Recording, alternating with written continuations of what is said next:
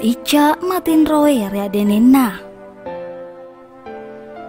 Namanya Laica adalah pewaris Mangkau di Bone, menggantikan saudaranya bernama Matinroe Rigucinna.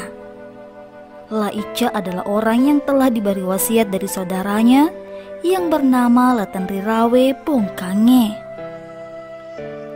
Pada waktu Latenriwawe masih hidup, namun sudah dalam keadaan sakit, serta merta ia menyerahkan mahkota Bone kepada adiknya.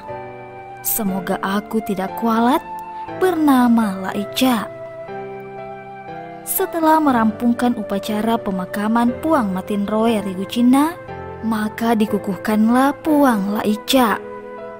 Setelah menerima jabatan Mangkau, maka beliau pun mengawini Arung Timurung bernama Wetenri Pakiu, anak dari Puang Tidaklah Aku Kualat, bernama Lamadusila Datu Sailong Matinroe Ribuluna, dari istrinya bernama Puang Wetenriak Keda Datu Bune Riawang.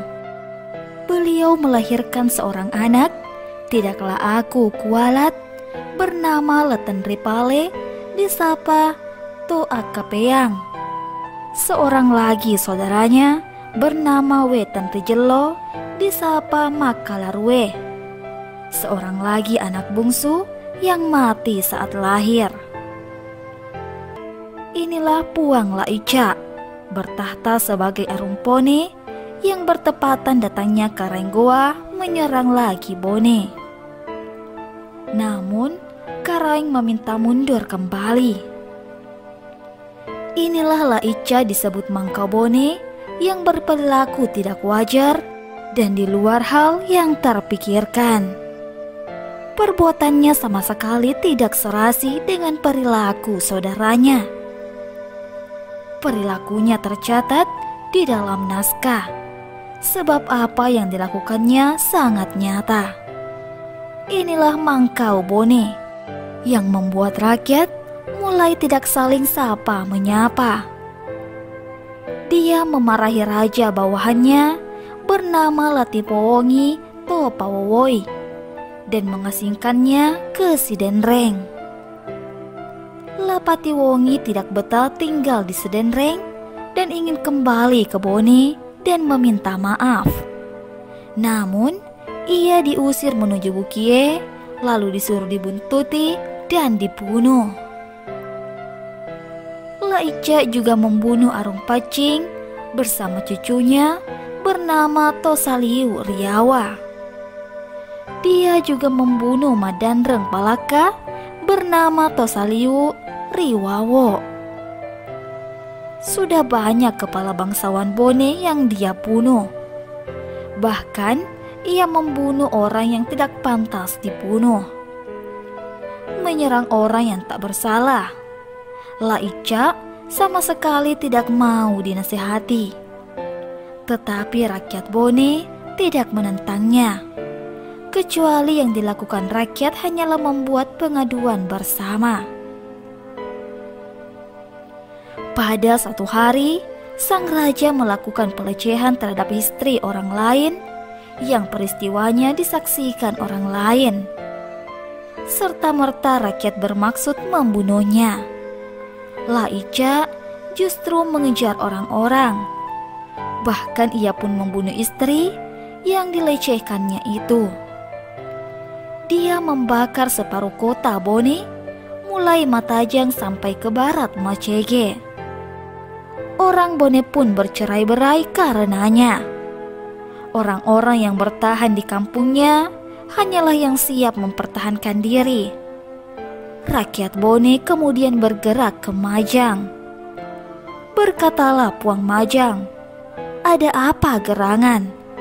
Berkatalah rakyat Bone, "Tak tahu entah bagaimana kami mengucapkannya Puang. Cobalah menengok ke sebelah utara Bone." Puang Majang pun menoleh, serta-merta ia menepuk dadanya lalu berkata, "Celakalah, habislah negeri Puaku. Tapi aku belum mengucapkan perkataan kepada kalian orang Bone. Perintahkanlah seseorang pergi ke Mampu untuk menjemput keponakanku, Ida Malaka. Sebab dialah bangsawan yang paling disegani. Berkatalah rakyat Bone. Kebetulan beliau sedang berada di utara di Palaka. Bergeraklah orang-orang menjemput Puang Ida Malaka. Tidak lama kemudian datanglah Ida Malaka. Maka bertanyalah Puang Ida Malaka kepada Puang Majang. "Ada apa gerangan? Aku dijemput datang kemari, Puang." Berkatalah Puang Majang, "Kedatangan Anda kemari, apakah engkau tidak ketahui kalau Bone tertimpa musibah?" Berkatalah Puang Ida Malaka, "Aku menyaksikannya, Puang." Berucaplah Puang Majang, "Itulah maksud menjemputmu, Ananda. Entah bagaimana pikiranmu." Ida Malaka terdiam kaku. Hingga 3 kali pamannya menegurnya, barulah tersadar dan menjawab, "Saya takut, Puang. Semoga peristiwa ini tidak berbuah fatal." Berkata Puang Majang, "Kita ini semua hanya memiliki satu tenggorokan." Menjawablah Ida Malaka dengan mengatakan, "Jika demikian perkataanmu, Puang, masalah ini tidak terjangkau pikiranku, kecuali kalau kita memikirkan lagi pada tahtanya. Apakah kita mementingkan kedudukan raja daripada negeri rusak? Sebab sejak dahulu kala leluhur kita mengutamakan negeri daripada raga orang yang hanya menebar keburukan dan tidak berdamai terhadap kesewenang-wenangan. Kalian akan menjadi saksi pencopotan bagi keponakanmu." Ida Malaka memutuskan menegakkan adat. Ia menyuruh keponakannya, "Sebaiknya engkau berangkat. Katakan kepadanya, dirimu tidak seharga dengan negeri." Berangkatlah orang diberi yang perintah itu. Namun sebelum menaiki istana, ia sudah terlihat oleh Arumpone. Ketika berada di hadapan sang raja, belum juga mengucapkan sepatah kata pesan yang diperintahkannya, utusan itu pun dibunuh oleh sang raja. Raja Bone kemudian membakar rumah-rumah di kompleks istana, sehingga tidak ada rumah lagi yang tersisa.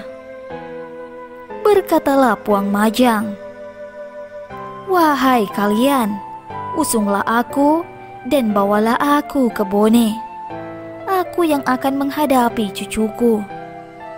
Perilakunya bukan lagi pantas sebagai Arumpone."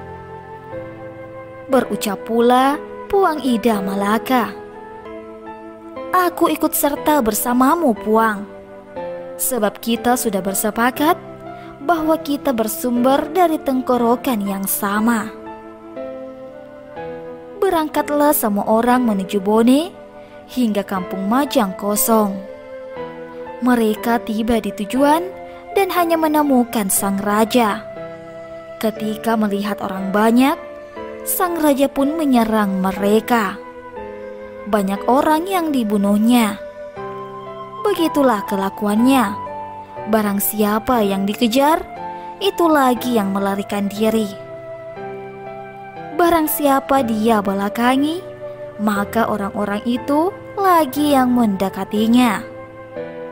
Begitulah kelakuannya hingga Laica mulai kelelahan.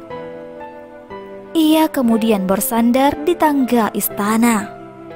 Saat itulah Puang Majang datang memukul kepala cucunya hingga mati. Dialah yang diberi nama Anumerta Matinroe Riadenena.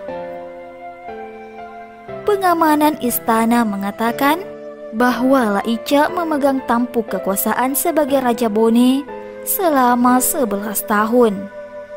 Kemudian meninggal dunia dan diberi gelar Matinroe Riadenena.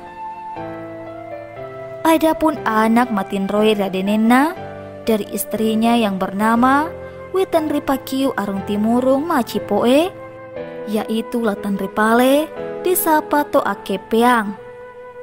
Dialah yang memperistri keponakannya, anak dari sepupunya yang bernama Wepaletei, disapa Kanumuange, anak dari Wetanripatupu dari suaminya bernama Toadusila. Dia tidak memiliki keturunan. Toakepeang kawin dengan memperistri Weciku, anak dari Datu Ulaweng. Dia melahirkan anak bernama Wecaka. Wecakalah yang melahirkan Wema Penyiwi Arung Mare. Wema Penyiwilah yang mempersuamikan paman atau sepupu ibunya, bernama Matinroe Ribukaka, nama Aunumertanya. Dia melahirkan Weda Ompo. Weda Ompolah yang mempersuamikan Launcu Arung Paijo dan melahirkan anak bernama Latanrileja dengan nama Anumertanya Toriwetai Ripangkajene. Latanrileja lah yang memperanakan Lasi Bengareng. Dia yang menjadi Madan Rengbone. Anaknya Datu Ulaweng melahirkan lagi. Lahirlah adiknya Wecaka bernama Lamaka. Dialah menjadi Arung Ujung dan Makedan Tanah di Bone. Lamaka menikah lagi dengan Karaeng Kanjene, disapa Werukia, anak dari We Sabaro. Dan lah malewai ada tuang Sidenreng, dia juga Arung di Beru, dan Arung Ujung Pulu di Sopeng. Nama Anumertanya yaitu Matinroe Tenamaridie Riberu. Adapun adik dari Toakepeang atau anak Puang Laica dari istrinya Arung Timurung bernama Wetanriselo, disapa Makalarue. Dialah yang mempersuamikan keponakan sepupu sekalinya bernama Lapancai, disapa Topataka. Bergerak Lampe Pabekeng, anak dari Wetanri Parola, dan Toalaungeng Arung Sumali. Ia melahirkan anak yang bernama Daremeng, nama Anumertanya Matinroe Ribukaka. Berikutnya adalah Latanriaji Matinroe Risiang dan Wetanriang Pareng Arung Celu. Inilah yang mempersuamikan Tomanipie Arung Salangketo, melahirkan Wetanri Talunru. Adapun anak bungsunya Arung Sumaling dan Wetanri Parola bernama Wetanri Abeng. Tidak ada keturunannya yang disebutkan. Adapun yang mewarisi tahta Matinroe Riadenena di Bone, yaitu sepupu sekalinya bernama Lepatawe.